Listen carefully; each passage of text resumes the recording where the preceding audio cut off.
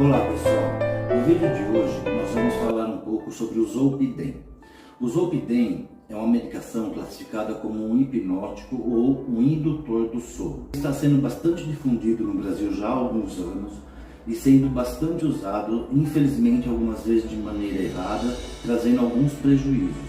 Mas isso não o faz uma medicação ruim, desde que ele seja bem indicado, desde que ele seja bem manejado. É uma medicação que tem os benefícios em ser usado, ok? Então vamos lá, ele está classificado como um indutor do sono ou como um hipnótico, também podemos chamar assim, né? Qual o mecanismo de ação do Zolpidem? O Zolpidem ele atua no neurotransmissor GABA, se ligando a um receptor específico chamado alfa-1. Qual a diferença do Zolpidem para os calmantes, para os benzodiazepínicos, para o Rivotril, para o clonazepam? O clonazepam, o Rivotril, os calmantes, eles se ligam quase em todos os receptores desse neurotransmissor GABA. O Zolpidem não, ele se liga especificamente ao receptor alfa-1, e quando ele se liga ao receptor alfa-1, ele gera apenas sono, ele promove a indução do sono, ok? Ele não promove o relaxamento muscular, ele não promove a ação anticonvulsiva que tem os benzodiazepínicos. Então ele simplesmente promove a indução do sono, né? Então a indicação do Zolpidem é para aqueles pacientes que têm insônia, principalmente a insônia inicial, aquela insônia onde o indivíduo tem dificuldade de iniciar o sono. Mas ele serve também para aquela insônia intermitente. Porém, para a insônia intermitente ou insônia final, a gente precisa usar uma outra apresentação do Zolpidem, que eu vou falar mais à frente. Qual que é a apresentação do Zolpidem no mercado? Nós temos o PATS, que são 5 mg, se usa de maneira sublingual, né? Tem o Zolpidem normal de 10 mg via oral. Nós temos o Stilnox de 12,5 de liberação lenta. Então, quando eu falei para vocês, para aqueles pacientes que têm sono intermitente, que acordam no meio da noite, ou então que acordam muito cedo, o Stilnox de 12,5 de liberação lenta é mais indicado, porque ele inicia o sono e aí ele consegue manter esse paciente adormecido por mais tempo. E o Stilnox nós temos de 6,5 e de 12,5. A diferença é que quando você vai prescrever o Stilnox de 12,5, você precisa fazer a receita na cala de controle azul e o Zolpidem via oral de 10 mg de controle branco, ok? Efeitos colaterais do Zolpidem. O Zolpidem pode apresentar alguns efeitos colaterais. Alguns deles são efeitos colaterais leves e transitórios e outros efeitos colaterais importantes e mais graves. Vamos falar então dos leves e transitórios.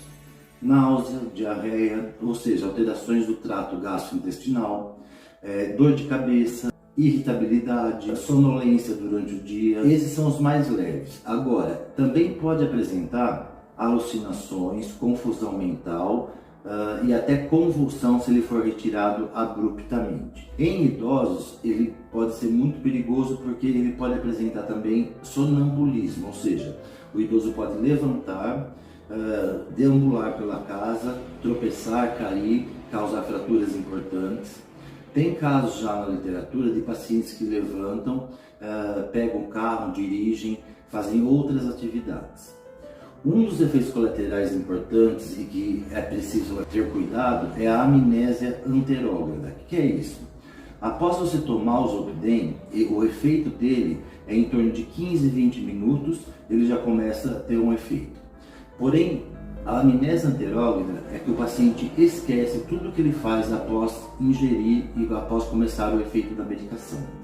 Então, alguns pacientes mandam mensagens no celular, outros vão fazer comida, vão fazer alguma atividade dentro de casa e depois no outro dia eles não lembram de nada. Então, isso é muito perigoso. Alguns pacientes se queimam, outros pacientes se machucam, caem. Então, é um efeito indesejável que a gente não gostaria que acontecesse, mas acontece. O que se sabe é que quando você diminui a dose, esses efeitos ficam mais difíceis de aparecer. Tem vários nomes no mercado, o Stilnox, o Patis, o Sten, mas na verdade tudo isso é Zolpidem. A diferença de apresentação está entre o Stilnox de liberação lenta, que tem de 6,5 e de 12,5, comprimido via oral de 10, e o Patis, que é sublingual, que a gente tem de 5 mg. O Zolpidem ele é rapidamente absorvido tanto por via sublingual quanto por via oral. Então a indicação é que quando você toma o Zolpidem, logo você já deite para iniciar esse sono, porque você pode ter atividades sobre o efeito da droga, e aí você pode fazer coisas que no outro dia você não vai se lembrar, pode ter atividades perigosas e pode ter atividades com prejuízos sociais, coisas que você não faria se você tivesse sem a medicação.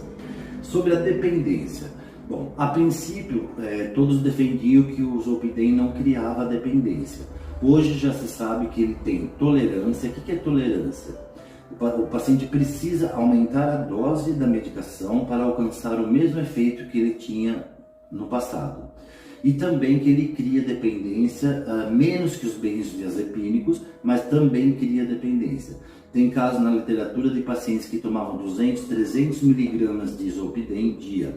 Então vocês imaginem, a dose de cada comprimido 10 mg, para alcançar 300 mg, quantos comprimidos de Zolpidem esse paciente tomava. Então existe casos já de dependência grave do Zolpidem, né? Mas quando bem indicado, ele induz ao sono, provoca um sono relaxante, ele provoca um sono para aqueles pacientes que precisam, porque estão em tratamento de depressão ou ansiedade, então o sono é primordial, mas precisa um manejo, um desmame da medicação aos poucos, não pode tirar abruptamente. Zolpidem que é tirado abruptamente, você pode fazer até convulsões no paciente. Bom, quem pode usar o Zolpidem? Criança está contraindicado, na gestação e na lactação também está contraindicado, né? Idosos pode usar, mas tem que ter esse cuidado com a dose e com os efeitos colaterais, né? A dose ela vai de 5 mg a 10 mg e quando for de liberação lenta até 12,5 mg. Então é isso. Se ficou alguma dúvida, deixem nos comentários que a gente responde. E vejam, pessoal, o vídeo não tem pretensão de criticar a maneira como você está usando, muito menos de medicar, muito menos de induzir a medicação. É meramente informativo, e a melhor pessoa para orientar vocês com relação à medicação é o médico assistente de vocês. Um grande abraço e até o próximo.